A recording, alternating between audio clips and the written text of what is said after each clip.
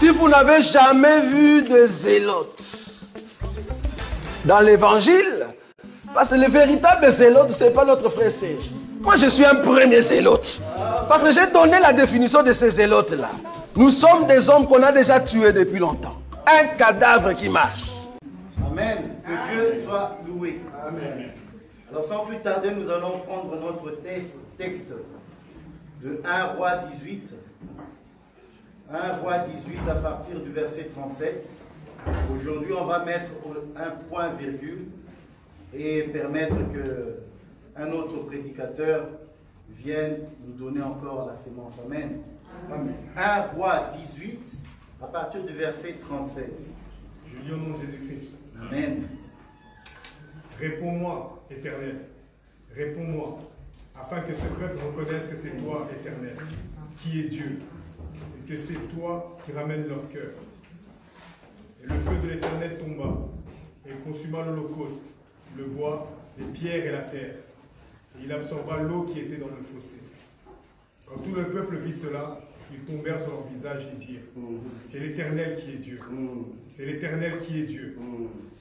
Saisissez les prophètes de Baal, leur dit Élie, qu'aucun d'eux n'échappe. Et ils les saisirent. Élie les fit descendre au torrent de Kisson, et il les égorgea. Continue. Et Élie dit à Akab, monte, mange et bois, car il se fait un bruit qui annonce la pluie.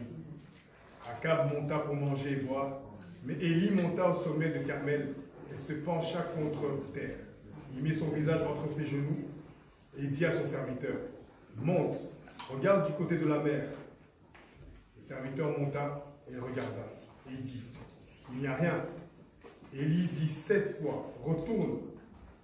À la 7e fois, il dit, voici un petit nuage qui s'élève de la mer et qui est comme la paume de la main d'un homme. Élie dit, monte. Il dit à Akab, attelle et descends, afin que la pluie ne t'arrête pas. En peu d'instants, le ciel s'obscurcit par les nuages, le vent s'établit et il y eut une forte pluie. Akab monta sur son char et partit pour Jizréel. Et la main de l'Éternel fut sur Élie, qui se saignit les reins et courut devant Akab jusqu'à l'entrée de Jizréel. Amen. Parole de l'Éternel. Amen. Vous savez, quand on prépare un message, c'est toujours compliqué de commencer. Parce que par la lecture, il y a d'autres choses qui viennent et tu dois rester structuré sur ce que tu as déjà écrit pour ne pas te perdre. C'est très compliqué. Je remercie beaucoup le docteur Roger qui m'a permis de me tenir devant vous pendant tout ce temps. Ça fait quand même 3 semaines que je suis avec vous, que j'ai ce privilège d'apporter la parole. Et ça, c'est un signe qu'il fait confiance. Il enseigne au peuple, à nous tous, et il a aussi confiance à tout un chacun de nous. Quand il te dit, prends la chair, c'est qu'il t'a fait confiance. Amen. Et ça, on ne le voit pas beaucoup dans les assemblées. Amen. Donc vous aussi, préparez-vous parce que nous avons un bon enseignement, un bon enseignant plutôt. Alors, il viendra des jours où vous allez aussi venir nous donner ce que Dieu a mis dans vos cœurs. Nous sommes les fils de la maison, nous connaissons les mouvements de l'Éternel, les mouvements prophétiques qui concernent Israël et qui concernent l'Église. Parce que Dieu n'a qu'un seul peuple. Ce seul peuple est scindé en 2. C'est Israël et l'Église, pas les nations. L'Église se retrouve dans les nations. Aujourd'hui, on va voir un petit coup d'œil sur la 7e fois. Quand on est fils de la maison, on a compris que c'est à la 7e fois qu'il vit la nuée. Amen. Vous avez compris ça, nous aimons ça. Alors, Élie dit à Akab, monte, mange et bois, car il se fait un bruit qui annonce la pluie. Dernièrement, nous avons parlé sur le bruit, en disant que c'est la prophétie. Nous avons vu Ézéchiel, comment Ézéchiel a prophétisé, par ordre de l'Éternel, pour que se rassemblent les os, et ensuite la chair.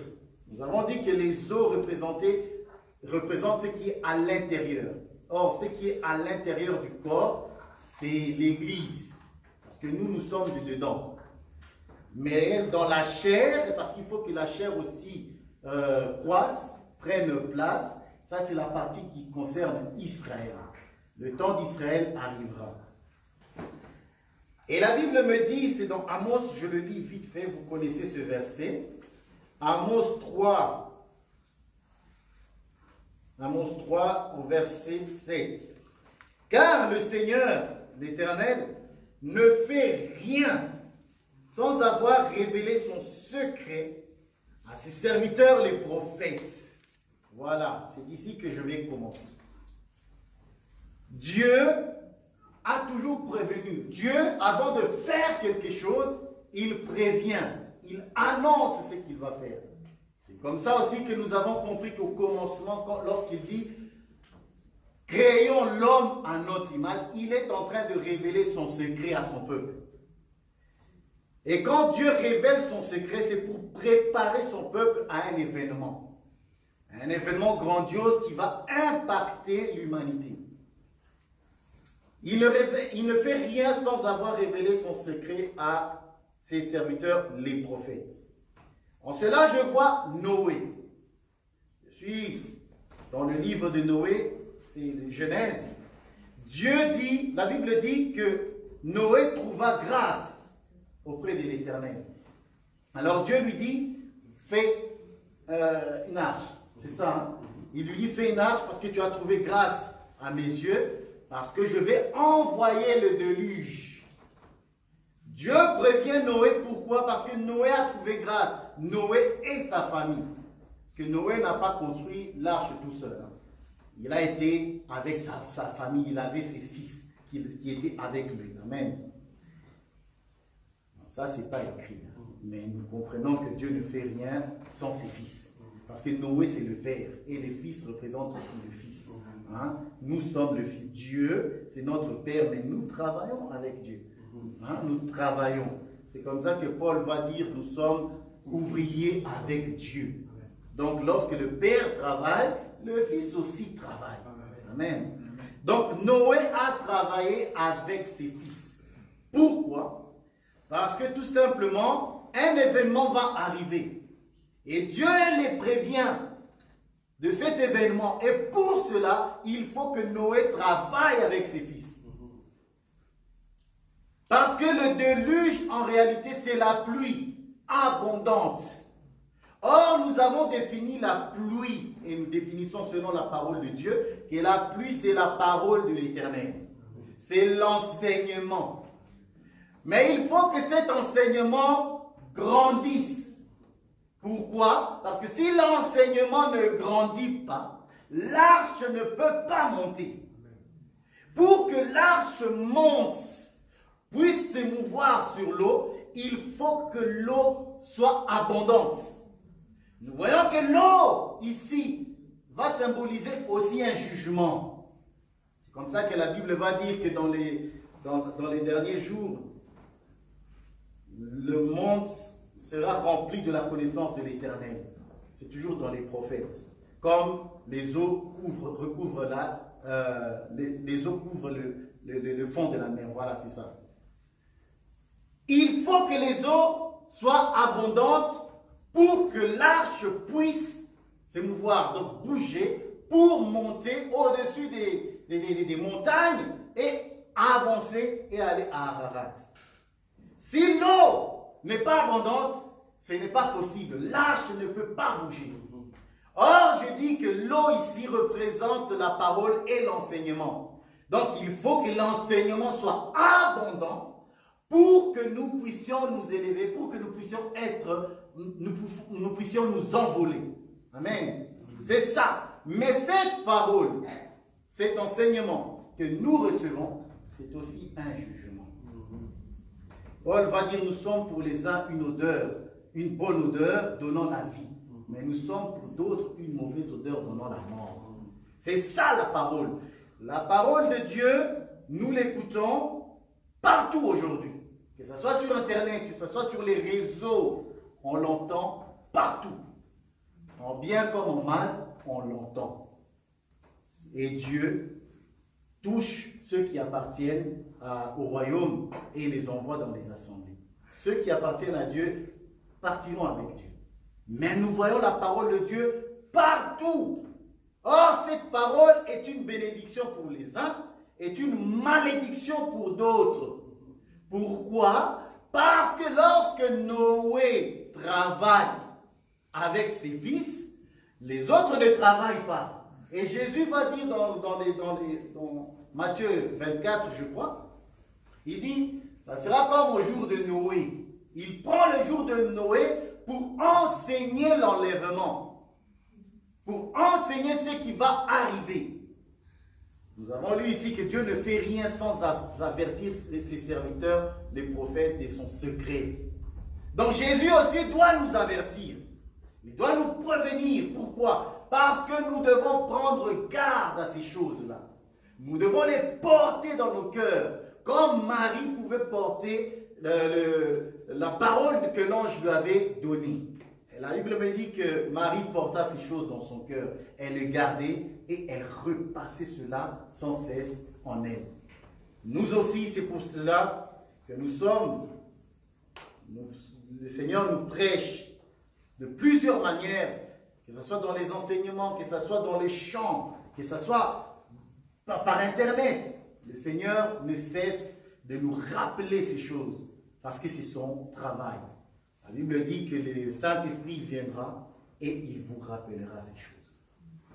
Or, si tu es fils de Noé, tu dois travailler. Et ceux qui ne sont pas les fils de Noé, ils sont dans la distraction, a dit Jésus. Ici, il sera comme dans le jour de Noé où les hommes mangeaient, buvaient, se mariaient et mariaient leurs fils et leurs filles. Donc ils sont dans la distraction. Ils sont ils vivent leur vie pleinement. Or, l'enfant, les fils de Noé sont occupés au service de Dieu. Ils sont occupés à construire l'arche. Paul va nous dire ceci, il dit, travaillez pour votre salut. Si tu ne travailles pas, si tu ne te mets pas à l'œuvre pour ton salut, cela veut tout simplement dire que tu n'es pas fils de Noé. Tu ne fais pas partie du royaume. Tu ne seras pas enlevé. Sachez-le bien que Dieu n'est pas venu parler à tout le monde. Vous savez, du temps de Noé, la construction de l'arche, c'était ça l'enseignement. C'était ça l'enseignement. Et à cette époque-là, les gens prenaient Noé pour fou. On se moquait de lui. Parce qu'ils se disaient que comment c'est... Bon, Pierre, ouais, ces gens-là, ce sont des moqueurs. Pierre nous dit cela. Pierre, où es-tu? Ces gens qui viennent avec leur raillerie. Bon.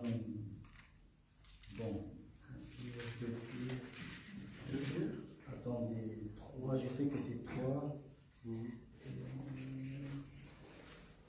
Non, c'est 1 Pierre. 2 Pierre 3. Voilà, il est là. Voilà. Tu peux prendre 2 Pierre 3 à partir du chapitre 3, à partir du verset 1. 2 Pierre 3 à partir du verset 1. Au nom de Jésus-Christ. Voici déjà, bien-aimés, la seconde lettre que je vous ai écrite. Dans l'une et dans l'autre, je cherche à éveiller par des avertissements votre saine intelligence, afin que vous vous souveniez que choses annoncées d'avance par les saints prophètes et du commandement du Seigneur et Sauveur, enseigné par vos apôtres, sachant avant tout que dans les derniers jours, il viendra des moqueurs avec leur raillerie, marchant selon leur propre convoitise et disant: où est la promesse de son avènement? Car depuis que les pères sont morts, tout demeure comme dès le commencement de la création. Voilà. Vous voyez, lorsque tu es occupé au service de Dieu, lorsque tu marches selon la parole de Dieu, selon l'enseignement, on se moquera toujours de toi. Le monde se moquera toujours de toi. Parce qu'en réalité, tu portes la croix, tu n'as pas de splendeur.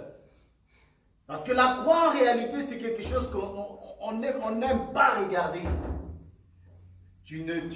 Toi, tu es une femme, tu mets le voile. Vous Vous savez, quand vous réalisez que l'obéissance, ce n'est pas quelque chose de facile.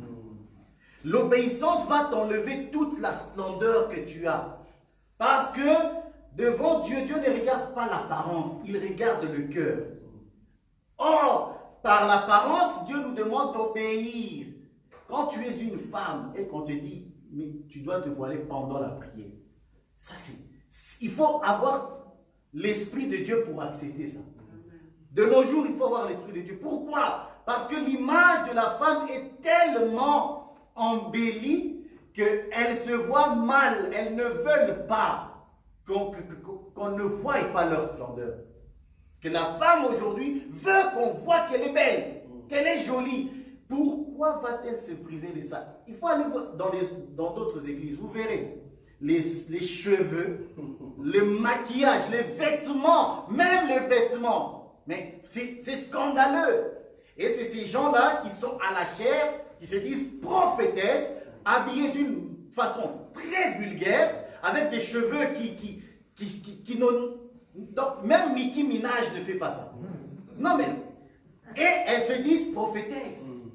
Donc, nous voyons que vous, nos sœurs, qui obéissez à la parole de Dieu, que Dieu vous bénisse. Amen. Cette obéissance-là payera.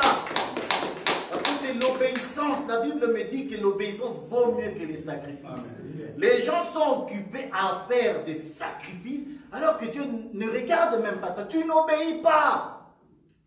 Tu n'obéis pas. C'est à cause de ça que Saül a raté le royaume. Son royaume a été donné à un autre. Amen. Voilà, on va lire Matthieu 24, comme ça on va voir ce que Jésus dit.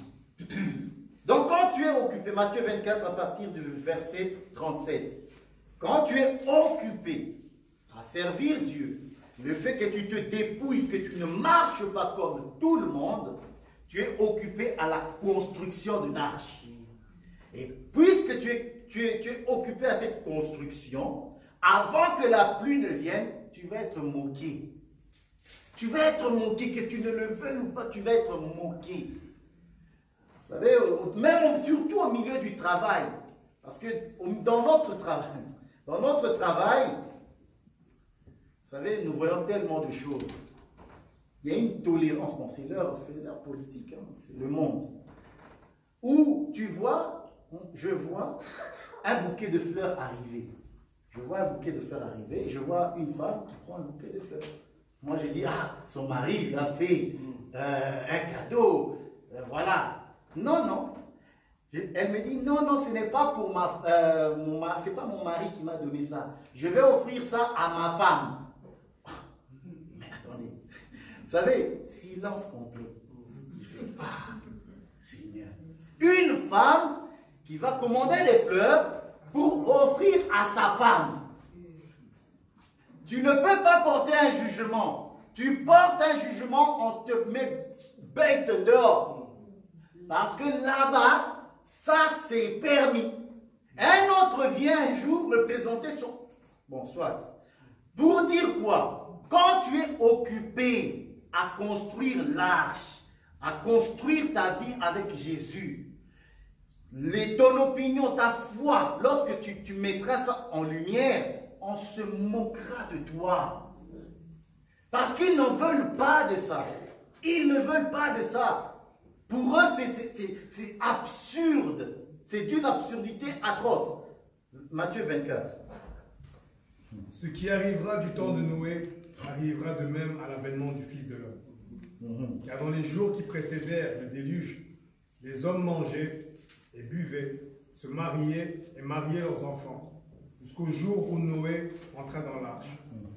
Et ils ne se doutèrent de rien, jusqu'à ce que le déluge vint et les emporta tous. Voilà. Il en sera de même à l'avènement du Fils de l'homme. Alors, de deux hommes qui seront dans un champ, l'un sera pris et l'autre laissé. De deux femmes qui monteront à la meule, l'une sera prise et l'autre laissée. Veillez donc, car puisque vous ne savez quel jour votre Seigneur viendra. Voilà. Veillez donc, puisque vous ne savez quel jour le Seigneur viendra. Ici, je dis que nous sommes dans le déluge, nous sommes chez Noé. Et je vais lire Jean 3, à partir du verset 17. Il dit ceci, l'évangile de Jean. Hein. Dieu, en effet, n'a pas envoyé son Fils dans le monde pour qu'il juge le monde, mais pour que le monde soit sauvé par lui. Verset 18. C'est lui qui croit. C'est lui qui croit en lui n'est point jugé. Mais celui qui ne croit pas est déjà jugé. Parce qu'il n'a pas cru au nom du Fils unique de Dieu. Et ce jugement, c'est que la lumière étant venue dans le monde, les hommes ont préféré les ténèbres à la lumière, parce que leurs œuvres étaient mauvaises. Voilà! Ils ont préféré. Ils ont fait leur choix. Mais l'eau est abondante. L'eau, quand la pluie continue de pleuvoir. Donc, ils ont bien compris le message. Il ne faut pas croire que tous les gens n'ont pas entendu l'évangile. Ils ont entendu. Et ils entendent très bien. Parce que ça passe partout. Mais la Bible dit ceci. Ceux qui croient, eux ne seront pas jugés. Mais celui qui ne croit pas, il est déjà jugé. Donc la parole, la pluie, c'est Jésus qui le dit encore, il fait pleuvoir sur les bons comme sur les méchants, c'est ça. Il fait lever son soleil sur les justes comme les injustes. Donc la pluie, même les méchants, ils reçoivent la pluie. La parole de Dieu est prêchée partout. Cependant, il y en a qui ont fait leur choix. Ils ont fait leur choix de ne pas pratiquer les œuvres de lumière. Ils ont fait leur choix de ne pas croire. Ils ont fait leur choix de marcher dans les ténèbres et de pratiquer les œuvres des ténèbres. C'est un choix qu'ils ont fait. Ils ne veulent pas de ça. Ils ne veulent pas de cet évangile qui va les dépouiller, qui va les empêcher de vivre selon le modèle qu'eux ont. Amen. On va lire Exode. Ça, c'est la pluie. Exode, chapitre 23. Frère béni, moi je vais prendre Hébreu. Parce que la pluie tombe et il y a une raison pourquoi Dieu envoie la pluie. Amen. Dieu n'envoie pas la pluie parce que, non, c'est qu'il y a un problème. Amen. Exode 23, verset 26. Ah, j'aime ça. Il n'y aura dans ton pays ni femme qui avorte, voilà, j'aime ça. ni femme stérile. Si. Je remplirai le nombre de tes jours. Voilà, encore, s'il te plaît, si tu finis Il n'y aura pas dans ton pays Ah-ha. ni femme qui avorte, ni femme stérile. Je remplirai le nombre de tes jours. Voilà. Donc Dieu envoie la pluie, Dieu fait tomber la pluie, c'est pour une raison. C'est pour que la terre soit arrosée, pour que la terre produise des fruits et donne de la sémence au semeur. C'est ça qu'Ésaïe nous a dit. C'est ça que Dieu lui-même a fait dès le commencement. Dieu, la Bible dit, une vapeur s'éleva des terres. Et Dieu dit que les arbustes, c'était le 3e jour. Hein? Voilà. Et le 6e jour, nous le voyons dans la formation de l'homme. C'est ça. Hein? Donc, Dieu envoie la pluie pour arroser la terre. Pourquoi? Parce que la terre est sèche. Il faut que Dieu puisse prendre la poussière de la terre et former l'homme. Mais pour cela, il faut qu'il envoie la pluie. Donc, la raison pour laquelle Dieu envoie la pluie, c'est pour que la terre donne des fruits. Ça, c'est la raison pour laquelle Dieu envoie la pluie. Pour former. Vous savez, même le potier, pour former le vase, a besoin de l'eau. S'il n'y a pas d'eau, le potier ne sait pas donner forme à l'argile. Voilà. Il n'y a pas moyen. Tu vas donner comment? Il faut le mélange de l'eau et de l'argile. Nous allons lire dans Hébreu 6, j'aime beaucoup ça. Ça me dit tout ici. Hein. Hébreu 6, à partir du verset Moi, je prends le verset 7. Bon, on va dire 6. 7. Lorsqu'une terre, voilà 7, chapitre 6, verset 7. Lorsqu'une terre est abreuvée par la pluie qui tombe souvent sur elle, et qu'elle produit une herbe utile à ceux pour qui elle est cultivée, elle participe à la bénédiction de Dieu. Vous voyez ça? Mais si elle produit des épines et des chardons, elle est réprouvée et près d'être maudite. Et on finit par y mettre le feu. Voilà, Hébreux 6 à partir du verset 7. Donc l'objectif de Dieu lorsqu'il envoie la pluie, c'est parce qu'il a vu que la terre est sèche. Et Dieu veut que la terre produise des fruits. Dieu veut créer l'homme.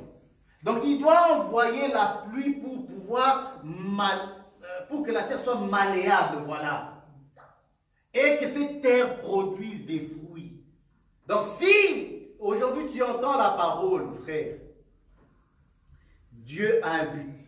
C'est parce que Dieu veut que toi, qui es une terre, que moi, que nous, qui étions autrefois une terre sèche, que nous puissions aujourd'hui porter des fruits. C'est ça l'objectif de Dieu. C'est qu'il puisse nous donner la forme qui lui plaît à lui. Mais si la pluie tombe et que tu produis des ronces et des chardons, lui il a dit, prends garde à toi.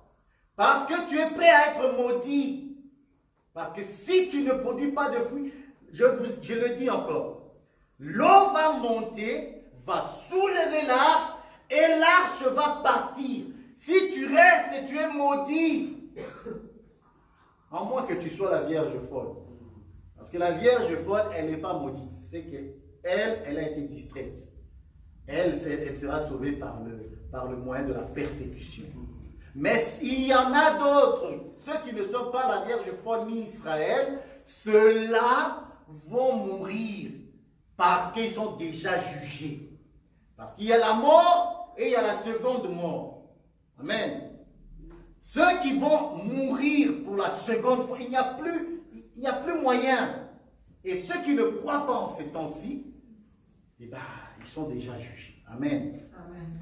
Alors nous allons lire un verset dans Osée. Aujourd'hui, je lis beaucoup de versets. C'est bien. Parce qu'il faut comprendre pourquoi Dieu fait pleuvoir sur toi. Dieu fait pleuvoir sur toi parce qu'il attend quelque chose. Il attend que ces terres produisent des fruits dignes de la repentance. Osée 6, à partir du verset 1, non, bon, toi tu vas prendre Joël 2. Moi je vais prendre Osée. Voilà. Tu prends Joël 2 s'il te plaît mon frère. Joël 2 à partir du verset 23 à 28. Moi je prends Osée. Et vous, enfants de Sion, soyez dans l'allégresse et réjouissez-vous en l'Éternel, votre Dieu, car il vous donnera la pluie en son temps. Il vous enverra la pluie de la première et l'arrière-saison, comme autrefois. Les airs se rempliront de blé, les cuves regorgeront de mou et d'huile. Je vous remplacerai les années qu'ont dévoré les sauterelles, le Gélec, le Asile et le Gazam, ma grande armée que j'avais envoyée contre vous. Vous mangerez et vous rassasieriez et vous célébrez le nom de l'Éternel, votre Dieu, qui aura fait pour vous des prodiges. Et mon peuple ne sera plus jamais dans la confusion. Et vous saurez que je suis au milieu d'Israël, que je suis l'Éternel, votre Dieu, et qu'il n'y aura point d'autre. Et mon peuple ne sera plus jamais dans la confusion.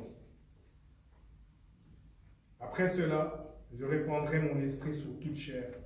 Vos fils et vos filles prophétiseront, vos vieillards auront des songes, et vos jeunes gens des visions.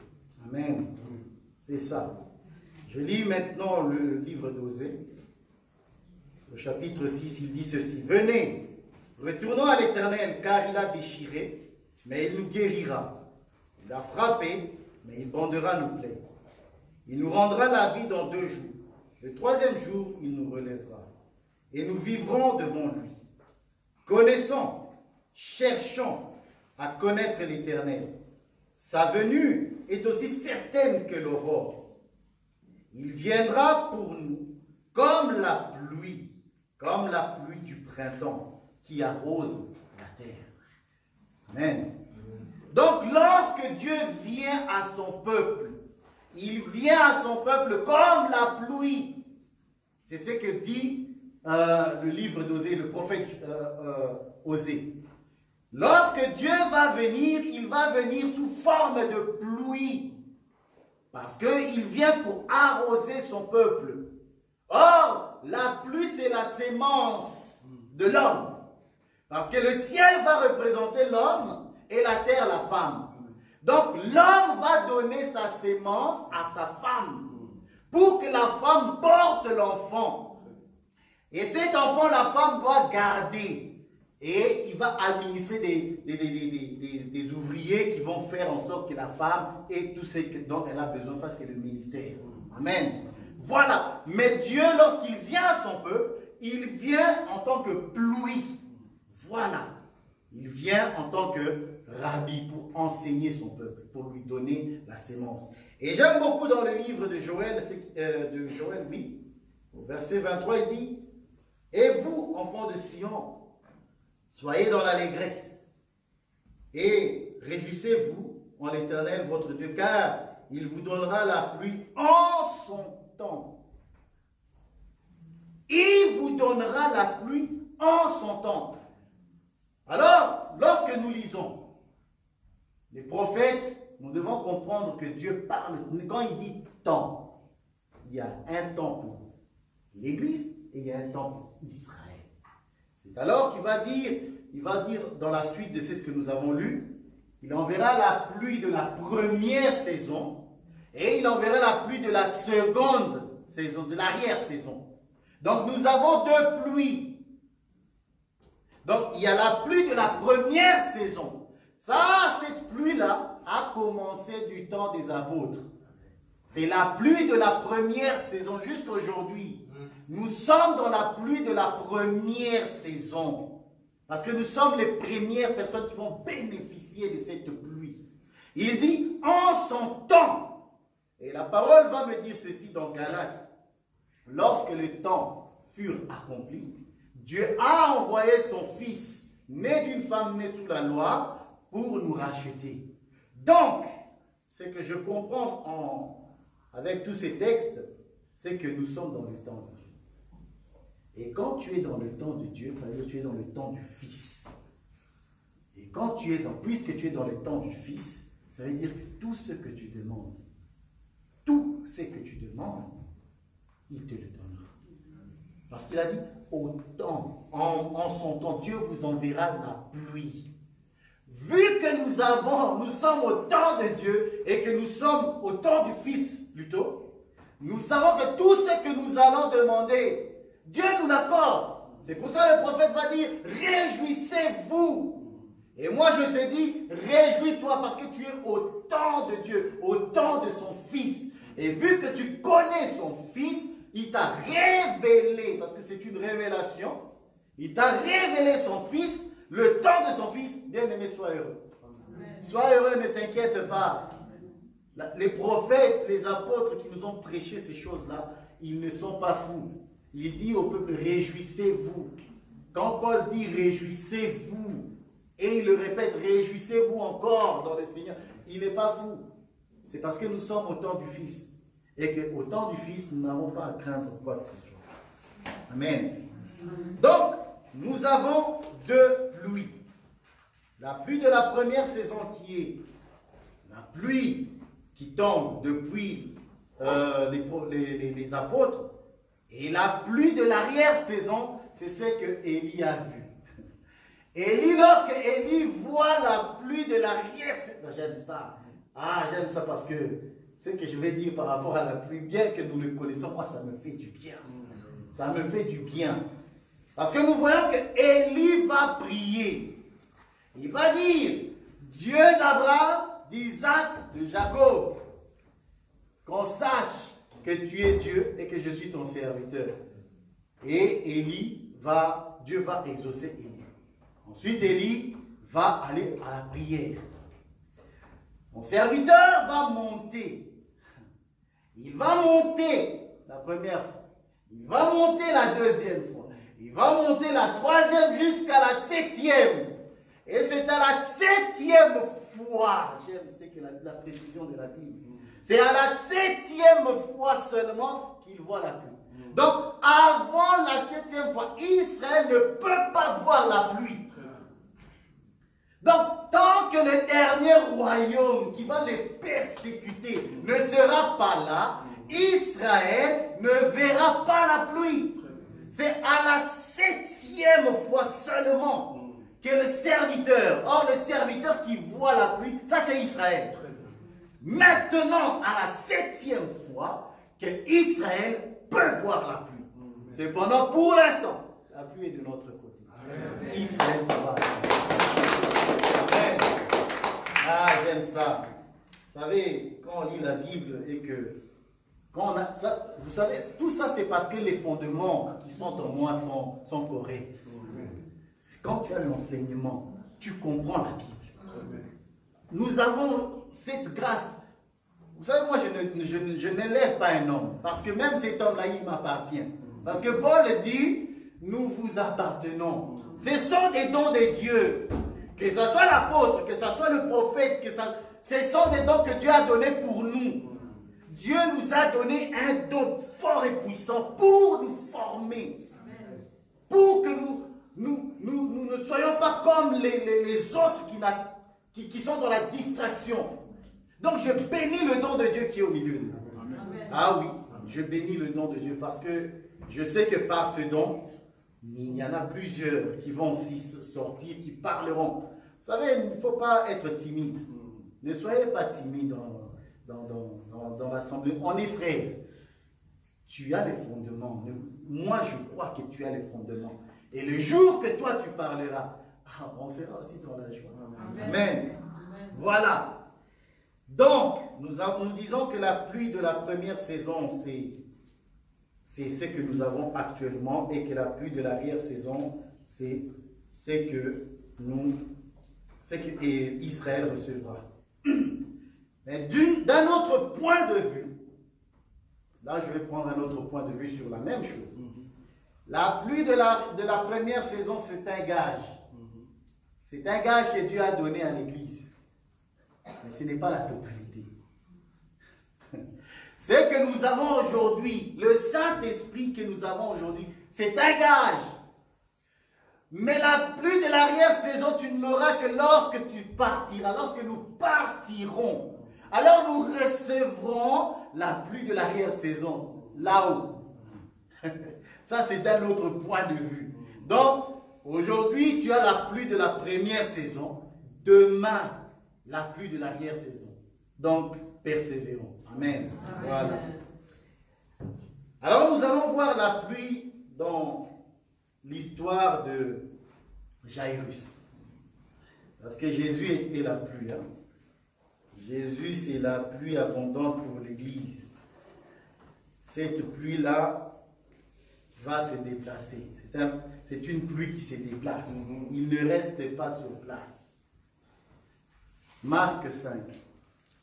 Et là, on va aller doucement parce qu'au fur et à mesure, je vais chuter et arrêter. Marc 5, à partir du verset 21. Frère béni. Jésus, dans la barque, regagna l'autre rive, où une grande foule sembla près de lui. Il était au bord de la mer. Alors il vint... Il était au bord. Donc il n'était pas en pleine eau. Donc il était au bord. Là, il est encore chez Israël.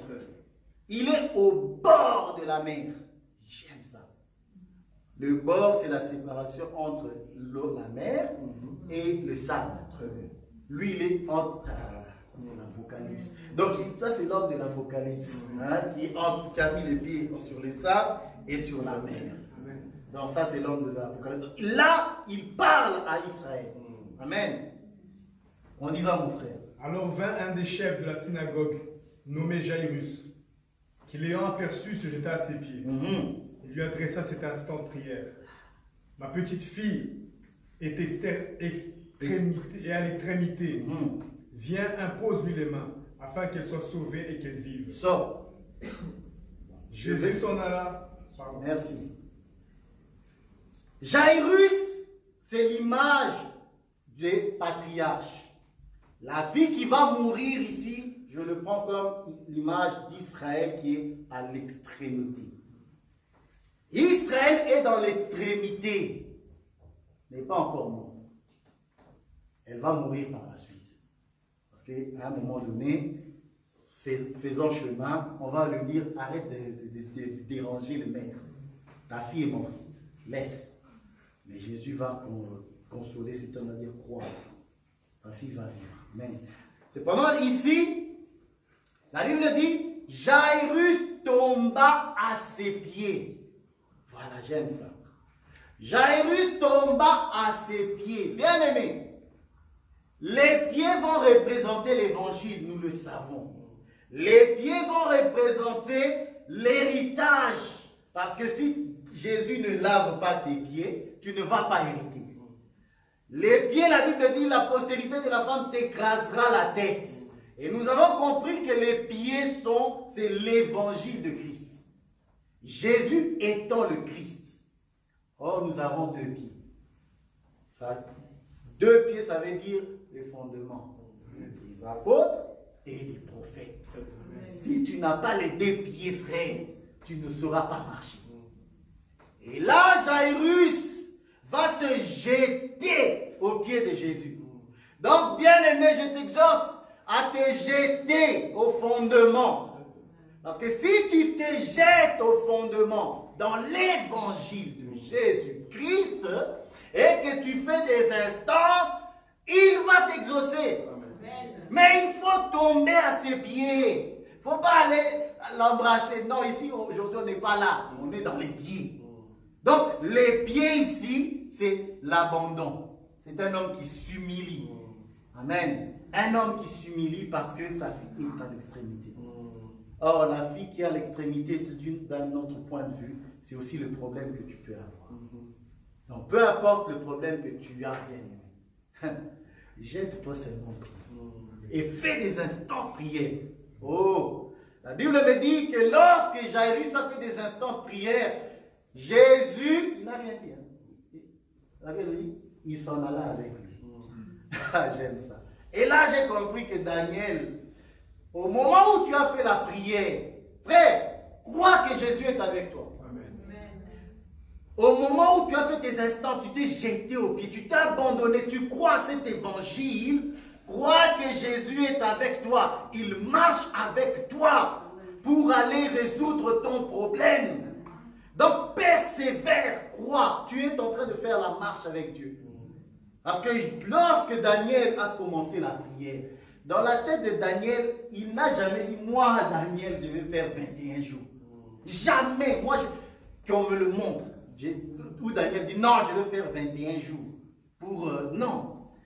Lorsque l'ange vient à lui, l'ange lui dit, le jour où tu as commencé à prier, la parole a été envoyée. Mais j'ai été arrêté par le roi de Perse. C'est lui et Michael est venu m'aider pour que je vienne t'annoncer. Mais cela a duré 21 jours. Mais cependant, le même jour, il a été exaucé. Et la parole lui a été envoyée. Pourquoi? Parce qu'il cherchait la connaissance. Bien aimé, quand tu pries, ne prions pas toujours pour avoir les choses matérielles. C'est trop bas. Quand tu pries, prie pour les choses qui sont éternelles. Prie pour le caractère. Voilà les choses à rechercher, les caractères de Christ, les sentiments de Christ, les œuvres de Dieu. Ça, c'est les choses. Seigneur, moi, je veux pratiquer les œuvres. Ça, c'est des choses à rechercher. Seigneur, je veux la connaissance. Oh, mais ça, c'est des prières à faire. Daniel a cherché la connaissance, la révélation. J'aime Daniel, pourquoi? Parce que lorsque même le roi va faire son songe et va commencer à tuer tout le monde, lui va prier. Pourquoi il prie? Parce que sa vie est menacée. Il va demander à Dieu la révélation. Bien aimé, il faut chercher la révélation. Parce que si tu n'as pas la révélation, tu vas mourir. C'est ça que ça veut dire. Si tu ne sais pas donner la révélation à Dieu qui est le roi, tu vas mourir. Donc prions pour que le Seigneur augmente notre connaissance et la révélation. Amen. On continue le frère béni. Donc, nous avons dit que Jairus, se jetant à ses pieds, et lui adressa cet instant de prière, ma fille est à l'extrémité. Jésus s'en alla avec lui, au verset 24, Jésus s'en alla avec lui, et une grande foule le suivait et le pressait. Or, il y avait une femme atteinte d'une perte de sang depuis 12 ans. Elle avait beaucoup souffert entre les mains de plusieurs médecins. Elle avait dépensé tout ce qu'elle possédait. Elle n'avait éprouvé aucun soulagement, mais elle était allée plutôt en empirant. Stop. Alors, Jairus a fait cette prière instante et Jésus va aller marcher avec lui. Faisant chemin, la Bible dit que la foule le suivait. Vous voyez, Jésus est entouré de la foule. Il y a beaucoup de gens qui entourent Jésus. Beaucoup de gens qui parlent de Jésus. Il y a beaucoup d'églises. Mais Jésus, il ne va que chez Jairus. Nous comprenons que ça, c'est Jésus, le Père, qui est avec Israël. Et qui se déplace pour la maison d'Israël. Parce que la fille représente le peuple d'Israël. Donc, Jésus, il fait son chemin pour la maison d'Israël. Et la foule l'entoure. Mais dans la foule, il y a une femme qui est malade, plus de 12 ans. Oh, nous savons que le chiffre 12, c'est le fondement. C'est l'enseignement. Et là, ça fait 12 ans. Elle ne pouvait pas être guérie à 11e année, non. Il faut que la 12e année arrive. Et qu'elle voie de qui les 12 sont-ils fils. Il fallait que le 12e, celui qui représente les 12, passe. Alors, lorsqu'elle vient à Jésus, venant de la foule, elle s'est démarquée. Bien aimé, tout le monde ne va pas se démarquer. Ce n'est pas toutes les églises qui se démarquent. Il y a beaucoup d'églises dans le monde. Mais il n'y a qu'une seule femme. Cette femme-là, elle est différente. Pourquoi? Parce qu'elle vient avec une pensée. Oh, j'aime. Pierre dit, mais toi aussi, maître, tu vois tout le monde te toucher. La foule te toucher. Beaucoup de gens touchent. Beaucoup de gens touchent l'évangile. Ils touchent. Mais ils parlent. Ils enseignent. Mais il n'y a rien.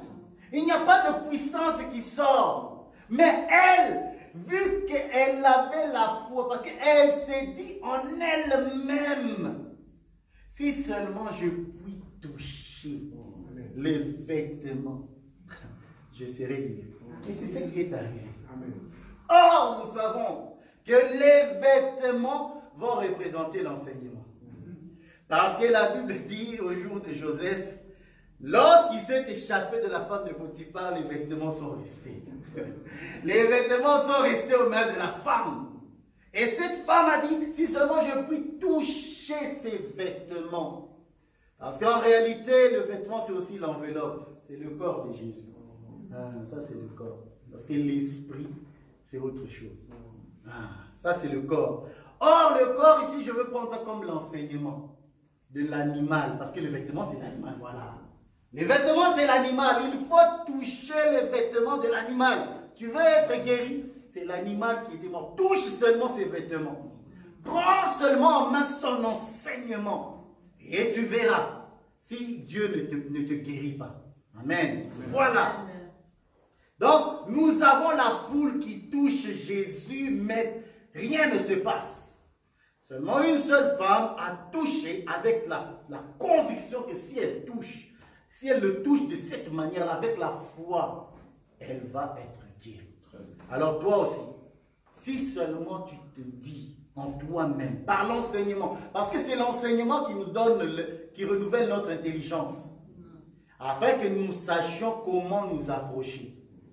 Parce que lorsqu'elle s'est approchée, la Bible me dit qu'elle s'est aussi approchée par derrière. Ah, cette femme. Elle s'est approchée par derrière, par peur, parce qu'elle était impure. Hein. Si elle vient de face, on va la tuer. Donc, elle doit venir par derrière. Or, derrière, c'est le dos. Psaume 129. C'est 129. Ah, ça j'aime. Psaume 129, verset 3. Vous savez, toutes ces prédications, parfois, ce n'est que des prédications anciennes, hein, que je prends de ce que j'avais fait en 2020. Je prends et je les associe, et ça me fait énormément du bien. Alors, lis-moi le verset 2 et 3, juste le verset 2 et 3. Ils m'ont assez opprimé dès ma jeunesse, mais ils n'ont point vaincu. Ils m'ont pas vaincu. Les laboureurs ont labouré mon dos. Ils ont labouré quoi? Mon dos. Voilà. Et ils y ont tracé de longs sillons. Des laboureurs ont labouré mon dos. Donc ça veut dire que on l'a frappé tellement que les lignes se voyaient. C'était comme des sillons. On l'a tabassé. On l'a flagellé. Ils ont labouré. Labourer, c'est tourner la terre. Donc, il a été vraiment frappé. Donc, vous savez, il faut voir cette machine qui tourne la terre. Parfois, la Bible c'est violent. Hein? C'est violent. Si tu crois que la Bible, c'est un roman, genre, non, la Bible, c'est violent. Donc, lorsqu'il dit labourer la terre, ça veut dire qu'on m'a vraiment tabassé. On m'a frappé. Et là, le proverbe, je vais lire Proverbe 10, verset 13. Ils ont labouré son dos. Seigneur Jésus, merci. Merci. Proverbe 10, verset 13, chapitre 10 plutôt, verset 13, il dit ceci. Sur les lèvres de l'homme intelligent se trouve... Attends, Proverbe 10. Voilà, c'est ça. Sur les lèvres de l'homme intelligent se trouve la sagesse. Mais la verge est pour le dos de celui qui est dépourvu de sens. La verge, donc le fouet, donc c'est toi, tu es insensé, on va te labourer. Or c'est lui en réalité qui devait être labouré, c'est nous. Lui, il a pris notre place. Alors il va nous dire comment est-ce qu'il nous a sauvés. Il a été labouré, il a été frappé. Parce que c'est dans le proverbe qui dit le jeune homme insensé qui va dans la maison de la prostituée. C'est pour lui la verge. Lui, il va dans la maison de la prostituée. Mais on va te frapper. Tu vas être frappé par le Père. Parce que tu as péché, tu rentres dans la maison de la prostituée. Ça, c'est l'image de notre Seigneur Jésus qui vient dans les nations. Mais avant de venir dans les nations, il a été frappé. Parce qu'il donne la sémence, hein, il distribue son héritage avec les prostituées. Ah, mais c'est un insensé, il faut le frapper. Amen. Voilà. Donc, je disais quoi? Donc, elle vient par derrière, voilà. Or, derrière, nous voyons que derrière, c'est le dos. C'est le dos. Elle, quand elle touche par la foi, là, nous avons compris que ça c'est le témoignage. Ça, c'est l'œuvre de la croix. Elle a touché l'enseignement du dos, labouré. Et c'est cet enseignement-là qui lui a donné la guérison. C'est comme ça que Jésus va dire, qui m'a touché? Et Pierre va lui dire, mais toi aussi. Mais tu vois que tout le monde te touche. Et tu nous poses la question, qui m'a touché? Pierre, tout le monde me touche, mais pas tout le monde ne me touche pas ici. Amen. Voilà. Ça, c'est donc la pluie. Jésus qui est la pluie qui va vers la maison d'Israël. Mais faisant chemin, il y a une femme qui l'a arrêté. Cette femme reçoit la pluie avant que la pluie aille tomber dans la maison de Jairus. Amen. Donc, je t'arrête. Moi d'abord, la pluie de la première saison. Et la pluie de l'arrière-saison, ça sera pour eux. Ils vont attendre. Donc voilà. Ce que je veux dire, c'est ceci. Nous sommes le peuple de Dieu, nous sommes un peuple qui est enseigné. Nous avons reçu le don de Dieu, le don de croire en lui. Saisis ce vêtement. L'enseignement que tu as, c'est ça le vêtement. Le Seigneur, lorsqu'il va chasser Adam, il va lui donner le vêtement de peau. C'est ça l'enseignement même de Jésus-Christ. Saisissant ce vêtement, je peux t'assurer que Dieu va te guérir, que Dieu va te délivrer, qu'il marche déjà avec toi. Il est en route, il est déjà avec toi. Au moment où tu as commencé à prier, il est là. Attends, cela va arriver dans la suite du temps. Ne te relâche pas. Amen. Que Dieu bénisse sa parole.